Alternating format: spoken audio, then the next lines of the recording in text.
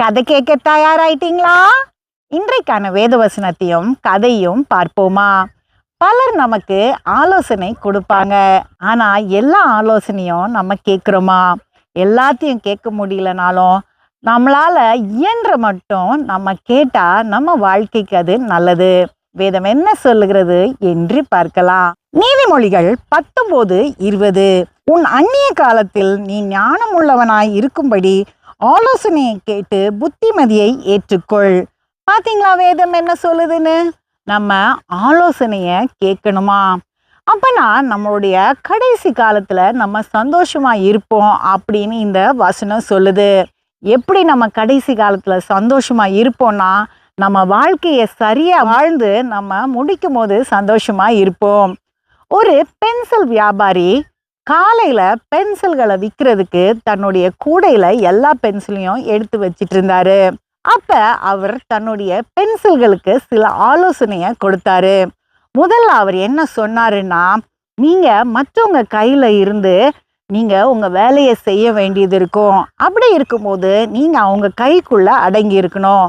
நம்மளும் இப்படிதான் இஷ்டத்துக்கு வாழலாம்னு நினைக்காம சட்ட திட்டங்களுக்கும் சிலருடைய ஆலோசனைக்கும் அடங்கி நடக்கணும். அடிக்கடி உன்னை கூர்மைப்படுத்துவாங்க. அப்ப உனக்கு வலிக்கும். ஆனா அந்த வலியை நீ தாங்கினா உன்னுடைய வேலை சரியா இருக்கும் அப்படின்னு 2வது ஆலோசனையை கொடுத்தாரு. இப்படிதான் நம்ம வாழ்க்கையிலையும் பல பிரச்சனைகளை நம்ம தாண்டி வர வேண்டியது இருக்கும். அதையெல்லாம் தாங்கிட்டு நம்ம ஜெயமா வெளியே வரும்போது நம்முடைய வேலைப்பாடு சரியா இருக்கும். சில நேரம் நீ செய்யறத ஒரு ரப்பர் வச்சு அழிச்சிருவாங்க. அது உனக்கு व्यसனத்தை கொடுக்கும். ஆனா நீ 2வதா செய்யறத அதை விட நல்லா பண்ணணும் அப்படின்றது தான் அவங்களுடைய எதிர்பார்ப்பு அப்படின்னு 3வதா சொன்னாரு. இப்படிதான் நம்ம வாழ்க்கையிலையும் நம்ம செய்யறது ஒண்ணு தோல்வியில முடிஞ்சிருச்சுன்னா நம்ம சோர்ந்து போயிடக்கூடாது. அடுத்து எப்படி அதை சரியா செஞ்சு வெற்றி அடையலாம் அப்படின்றத நம்ம யோசிக்கணும். அதுக்கப்புறம் உனக்கு உள்ள இருக்கிறது தான் முக்கியம் அப்படின்றத நீ மறந்துடவே கூடாது. அதுதான் சரியான ஒரு செயலை செய்யறதுக்கு உன்னை வழி நடத்தும் அப்படின்னு சொன்னாரு.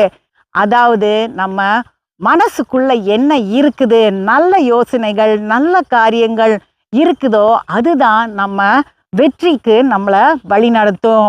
5வதா அவர் சொன்னாரு, நீ எந்த பரப்பு மேல உன்னுடைய செயலை செய்றியோ உன்னால எந்த காயத்தையோ அந்த பரப்புக்கு நீ ஏற்படுத்திடக்கூடாது.